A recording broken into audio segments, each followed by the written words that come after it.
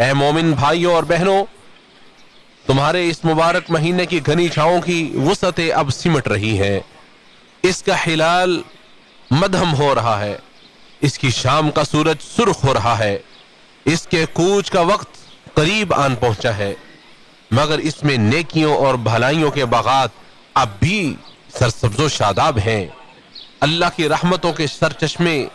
ابھی بھی لبالب ہیں اور ابھی بھی لبریز ہیں، اور جو شخص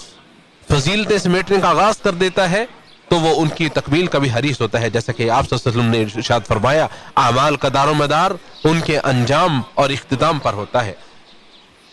اس بابرکت مہینے کے آخری ایام تک پہنچنا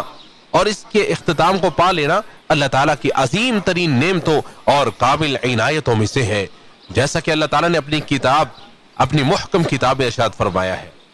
اور